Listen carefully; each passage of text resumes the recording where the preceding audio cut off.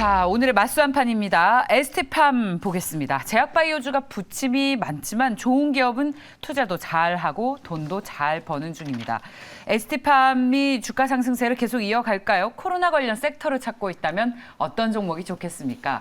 간밤 오미크론으로 인해서 영국에서 사망자가 한 명 또 발생했다는 소식에 이 관련 테마는 좀처럼 식지 않을 것 같죠.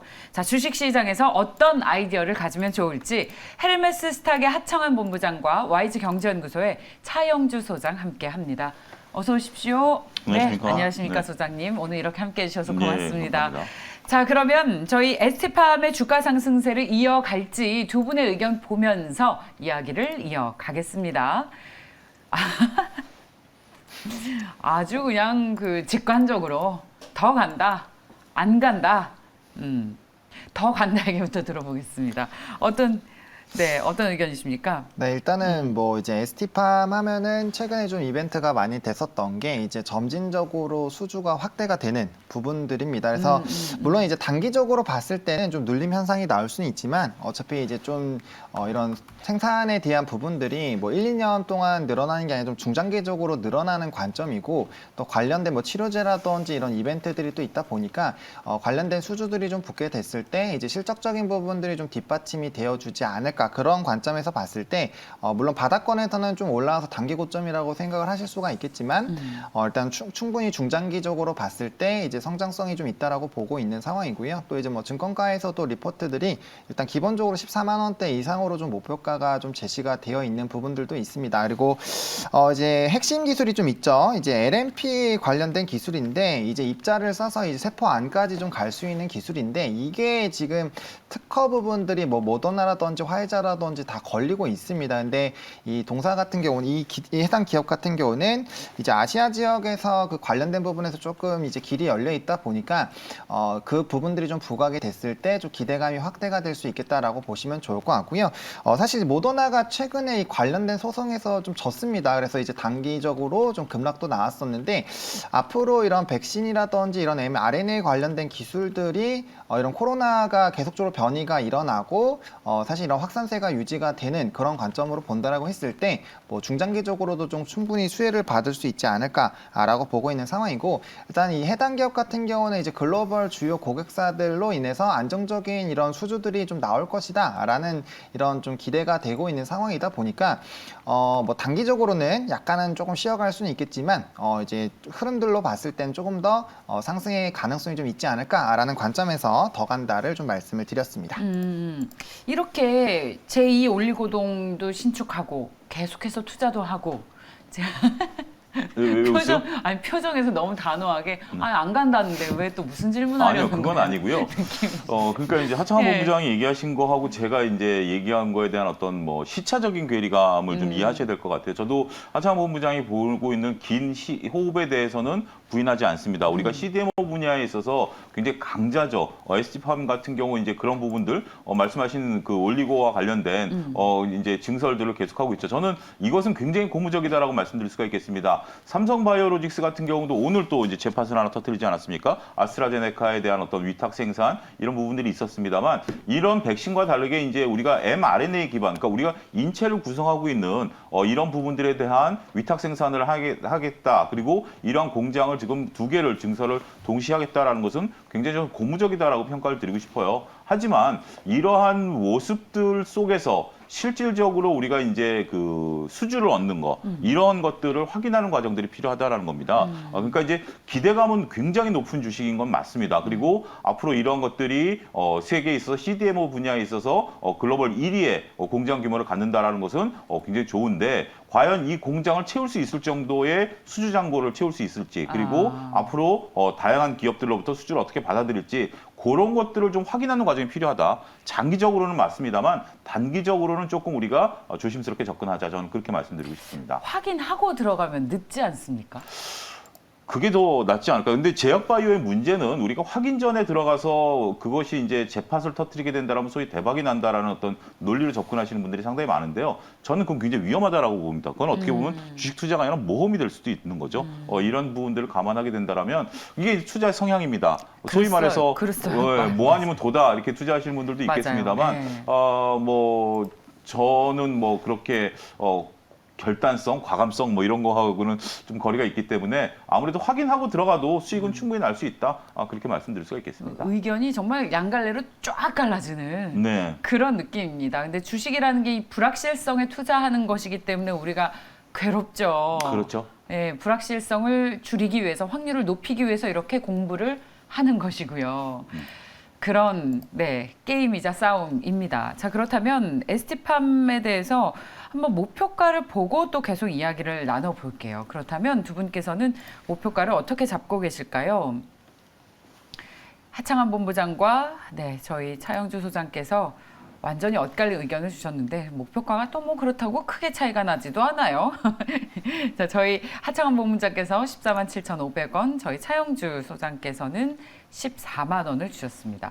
전고점을 넘긴다는 것이 의미가 있는 것 같습니다. 그렇죠. 제 목표가의 의미는 그겁니다. 네. 전고점을 뚫고 올라간다라는 거고, 사실 지금 시점에서 어떻게 보면은 지금 사실 충분히 밑꼬리가 나오는 이 시점부터 네. 조금 이제 주가의 조정이 강하게 나타날 수 있었는데, 그래도 거의 한 6, 7거래일 정도 견조하게 이 12만 원대 중후반 라인 좀 견조하게 좀 버티려고 하고 있거든요. 그래서 만약에 해당 라인들이 좀 깨지지 않는다라고 했을 때, 그리고 사실 요 부분의 매물을 뚫기가 상당 부분 좀 어려웠을 텐데 이번에 한번 좀 뚫어줬습니다. 그래서 만약에 조금의 이런 물량 소화들을 하면서 뚫어준다라고 했을 때는 좀 굉장히 강력한 좀 시세가 분출이 되지 않을까라고 보고 있고요. 만약에 여기 윗라인대를 뚫어줘서 이제 신고가 패턴들이 나오기 시작을 한다면은 사실 이평선만 깨지지 않으면 계속적으로 좀 들고 가도 괜찮은 종목이지 않을까라고 보고 있습니다. 그래서 지금 어느 정도 계속적으로 좀 자리를 마련해주고 있는 상황이고, 지금 단기 평선들이 좀 붙었기 때문에 트레이딩 관점으로 봤을 때 이 해당 라인에서 이제 밑라인 요 고점 부분을 뚫었던 라인들만 좀 지지를 해준다라고 했을 때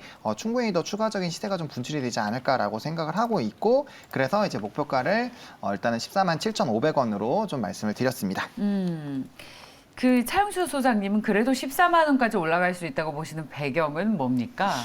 일단 그 14만 원 정도라고 한다면 대략 한 10% 정도 남짓이기 때문에 우리가 모험을 걸 만한 수치는 아직은 아닙니다. 하지만 보유하고 계신 분들 입장에서 본다라면 우리가 현재 구간대에서 좀 횡보할 가능성이 있다라고 보는 거죠. 그 밴드의 상단을 14만 원, 밴드의 하단을 한 12만 원 정도로 설정을 해놓은 상황이기 때문에 요 좁은 박스권 내에서 매매 충분히 가능하지 않겠는가 말씀 좀 드릴 수가 있겠고요. 신규로 진입하실 수 있는 정도의 퍼센테이지는 아닙니다만 보유하고 계신 분들 입장에서는 나름대로 노려볼 만한 공략 포인트가 아니겠는가, 그렇게 좀 보여지고 있습니다. 그렇군요.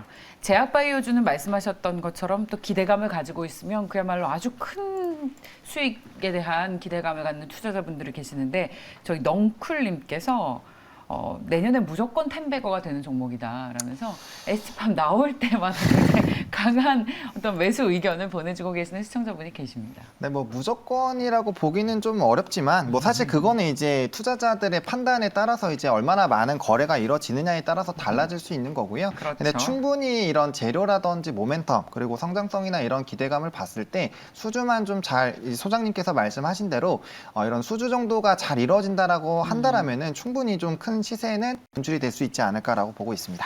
예, 그렇습니다. ST팜 정말 공장을 굉장히 크게 짓는다는 투자를 한 1,000억 원 이상의 투자 공시가 나오지 않았나요?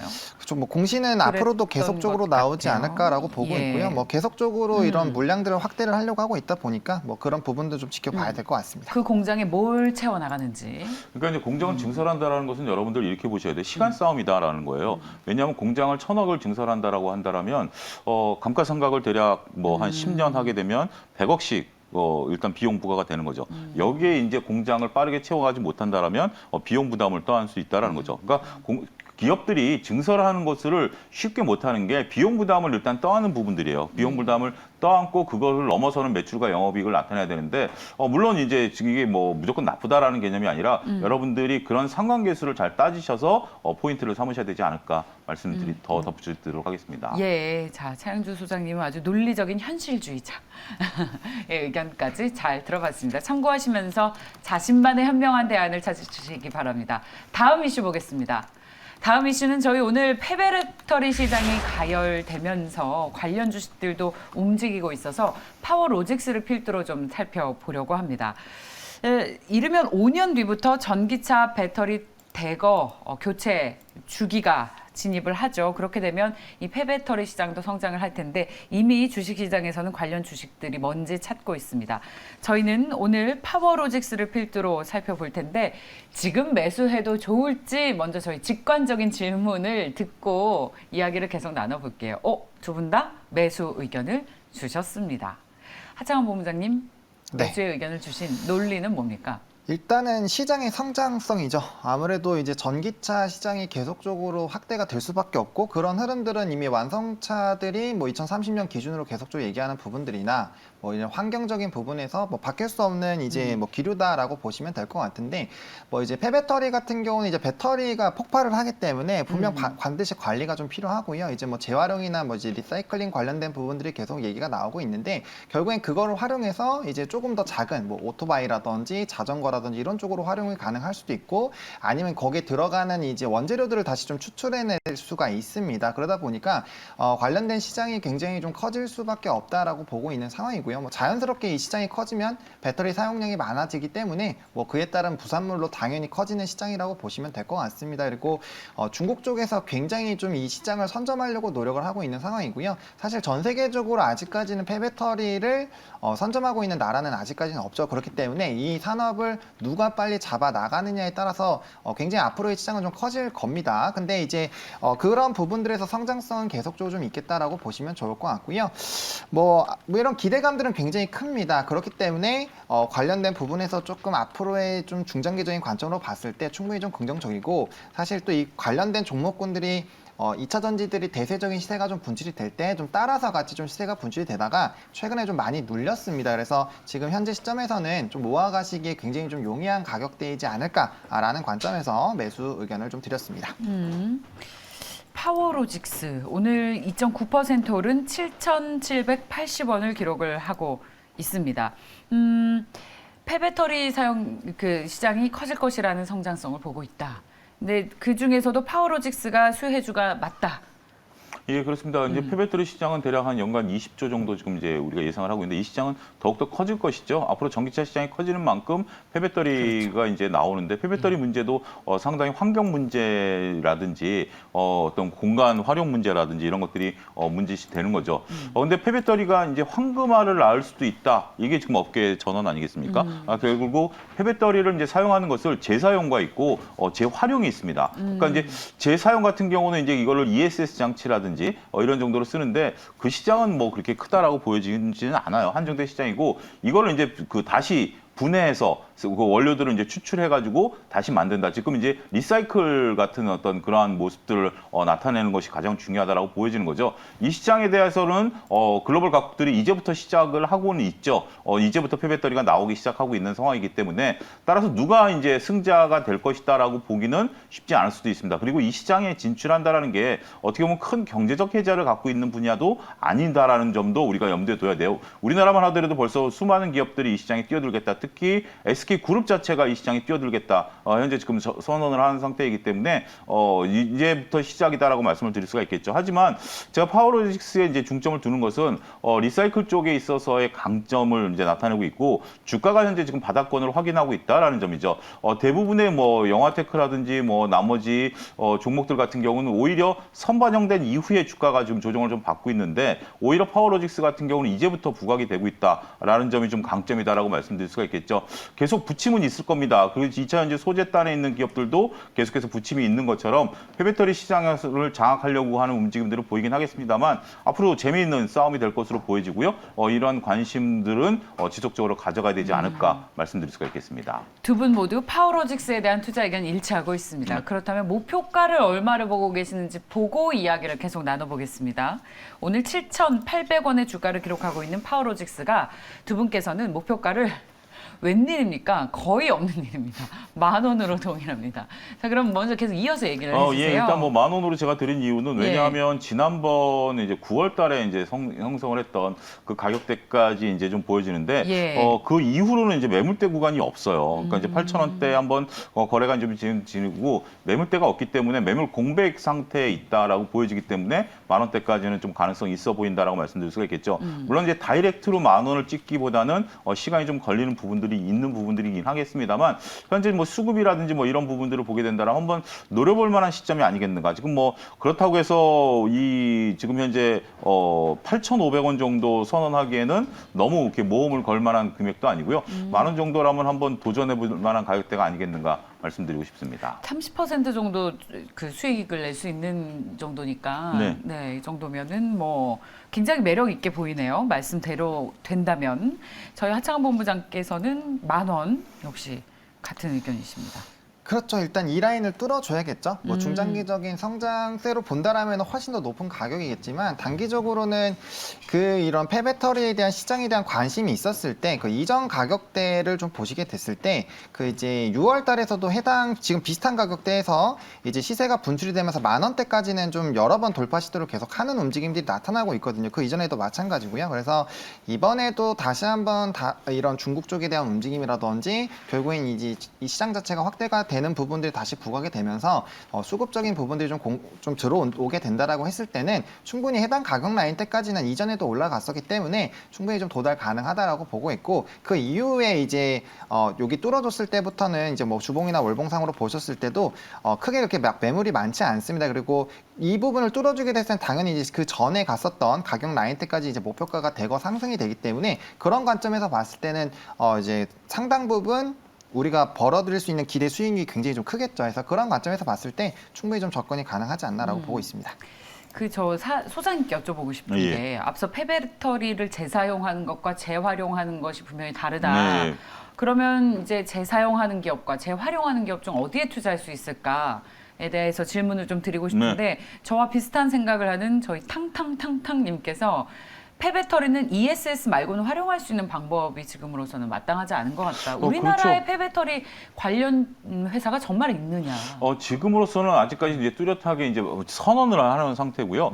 아직까지 시장이 그렇게 크지가 않죠. 그러니까 이제 일부 좁은 시장 내에서 이제 이제 기술 개발을 이제 하는 단계다라고 말씀드릴 수가 있겠어요. 우리가 이제 ESS 장치로 이제 쓰는 것은 단순하게 폐배터리를 모아가지고 그 폐배터리에 남아 있는 전력들을 이제 보관을 해서 우리가 ESS 장치라는 게 그거잖아요. 지금 이제 이 방송국에도 그렇고 여러분들 회사 대부분에 있는 게 전원이 나갔을 때 순간 전원을 유지시켜주는 그런 장치거든요. ESS 장치가. 그러니까 항상 전력을 보유하고 있다가 비상사태 때 그 전력을 이제 방출하는 거죠. 근데 이러한 시장 같은 경우 이제 물론 이런 것들도 굉장히 중요하고 ESS 시장도 커집니다. 왜냐하면 우리가 그 친환경 에너지가 되면 이제 뭐 풍력이라든지 태양광이라든지 이런 건 낮에 발전을 하고 밤에 우리가 전력을 많이 쓰잖아요. 그러면 낮에 ESS 장치에 전력을 보관했다가 밤에 쓰는 거거든요. 이 시장도 이제 커질 겁니다. 이제 가정용 ESS 장치도 나올 텐데 이게 이제 효율 문제죠. 전력을 얼마만큼 효율을 하느냐 문제인데 제일 큰 문제네요. 예, 그런 문제보다는 우리가 이제 폐배터리를 분해해서 그 안에 들어가 있는 전해질이라든지 음극재, 양극재 이런 것들을 다시 그다음에 뭐 알루미늄 박이라든지 이런 것들 다시 재활용하는 거. 그러니까 이제 버려진 이제 쓰레기 속에서 보석을 발견한다라는 개념이죠. 우리가 이제 컴퓨터 같은 경우도 그 다시 재활용하게 되면 컴퓨터 안에 있는 것들 하면 이제 금도 나오고 은도 나오고 여러 가지 이제 부속물들이 나오지 않습니까?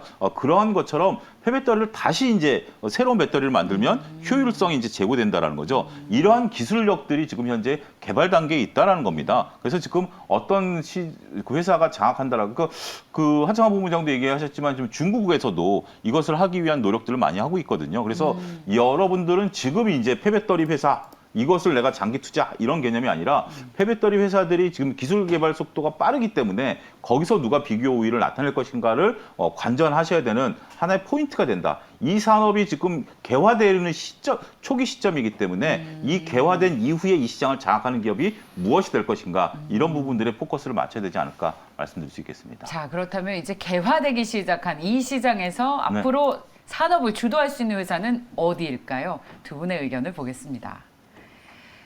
네, 폐배터리 관련주 뭘 사면 좋겠습니까? 근데 왜 보류해요? 일단은 좀 제일 재밌는 게 싸움 구경하는 거 아니겠습니까? 기업 간에 이제 싸움을 구경하자라는 그런 개념이지 지금 여기서 제가 선도하는 기업들을 얘기하기에는 조금 조심스럽다 그 말씀드릴 수 있겠습니다. 조금 더 좀 체크해 보시고 얘기를 해주시겠습니까? 알겠습니다. 논리적인 현실주의자. 자, 저희 하창한 본부장님, NPC. 대표주입니까? 일단은 뭐 MPC도 그렇고요, 영화테크도 그렇고, 영화테크. 네, 대표적으로 이제 시세가 분출이 되는 종목군들이 예. 뭐 이제 이런 종목군들인데, 이제 테마로 움직이긴 하지만 그래도 이제 차익 실현 매물이라든지 이런 것들을 좀 생각을 했을 때 그래도 좀 본업이 탄탄하고 실적적으로 좀 성장을 하고 있는 기업을 좀 꼽아보자 해서 이제 MPC를 좀 설정을 했고요. MPC 같은 경우는 일단은 이제 합성수지 관련된 부분에 대한 이런 사업을 영위하고 있는 회사입니다. 그리고 관련된 폐배터리 관련된 특허를 취득한 것으로 사실 이제 관련된 종목이다라고 조금 되고 있고요. 뭐 현대 글로비스와 이제 협업을 통해서 관련된 이제 이벤트가 좀 있었습니다. 그래서 그 관련된 부분들은 이제 폐배터리 시장이 확대가 되면서 이제 관련된 종목군들이 계속적으로 좀 이벤트가 반영이 됐을 때 좀 부각이 되지 않을까라고 보고 있는 상황이고요. 또 이제 이 종목 같은 경우는 좀 실적적인 부분들이 안정적으로 좀 우상향을 하고 있다 보니까 차트도 우상향을 계속적으로 좀 하고 있습니다. 그래서 이제 이 일정한 지지 라인들 뭐 120선을 기준으로 하셔도 되고요. 이 일정한 지지 라인들이 나왔을 때마다 이제 조금씩 이제 위쪽으로 이제 상향 박스권이 좀 그려져 있기 때문에 그 부분에서 이제 박스권 매매도 충분히 좀 가능한 종목이겠다라는 그런 관점에서 이제 MPC를 좀 설정을 해봤습니다. 저희가 이제 늘 그 기업을 분석하면서 이것을 주식시장에서의 투자 아이디어로 가져갑니다만 이렇게 테마로 형성이 되는 종목은 또 지금 시장이 어떤 분위기인가를 그렇죠. 보는 것도 상당히 중요한데 폐배터리 테마는 늘 시장을 주도하기에는 사이즈가 큰 회사들은 별로 없죠. 그렇죠. 그리고 아주 강한 시세가 나오지도 않고 있는데 오늘은 윗꼬리를 다는 걸 보니까 상승 탄력이 조금씩 또 둔화되고 있습니다. 네, 아무래도 뭐 파워로직스 같은 경우는 좀 많이 눌려있기 때문에 뭐 단기적으로 트레이딩으로 좀 접근하시는 분도 많을 거고 영화테크 같은 경우도 마찬가지죠. 최근에 좀 주가가 윗꼬리를 좀 길게 달았습니다. 네, 시세가 좀 많이 분출이 됐었고 또 최근에는 개파락이 한번 나왔던 부분이기 때문에 뭐 이런 부분에서 이제 횡보를 했었던 부분이고 오늘 상승이 또 13%나 나왔기 때문에 충분히 좀 차익이 나올 수 있는 상황입니다. 그래서 그렇기 때문에 이런 좀 차익들이 좀 덜 나오는 종목군들 같은 그래도 본업이 좀 튼튼하거나 성장하고 있으면 상대적으로 그래도 좀 더 보수적으로 좀 이런 매매들이 나오기 때문에 그런 부분을 좀 체크해 보시면서 접근을 해보시면 좋겠습니다. 네, 자 소장님 또 해주실 말씀이 있으실까요? 유의하실 점이나. 일단 뭐 앞으로 이 시장에 대해서는 관심을 좀 가져야 된다고 보여집니다. 지금 뭐 자원과 관련해서 지금 현재 뭐 문재인 대통령께서도 호주 방문하면서 지금 이제 그 희귀금속에 대한 어떤 뭐 이런 부분들을 좀 얘기를 하고 계시기 때문에 우리가 이제 2차 전지에는 뭐 이러한 그 소재가 굉장히 많이 들어가는데 다행스럽게도 이게 이제 재활용이 가능하다라는 부분들 성이 있기 때문에 글쎄요 뭐 정말 우리 환경 문제 생각한다라면 정말 우리나라 기업들이 이 시장을 좀 선점했으면 하는 그런 바람까지 섞어서 말씀드리도록 하겠습니다. 네, 그래서 이 폐배터리 관련해서 한국에서 그 아주 연관성이 깊은 기업을 찾는 것은 좀 지금 쉽지 않다라는 말씀을 해주셨고, 그래서 제가 오늘 시장에서는 테마로 형성이 되면서 탄력이 좀 둔화되고 있다. 어떻게 보면 일종의 테마주로 대응하는 종목이 될 수도 있겠는데 정말 찐 수혜를 받는 기업이 있다면 찾고 저희가 또 전해드리기 위해서 노력을 하겠습니다. 맞수한판 저희 YG 경제연구소의 차영주 소장, 헤르메스 스탁의 하창환 본부장이었습니다. 고맙습니다. 감사합니다.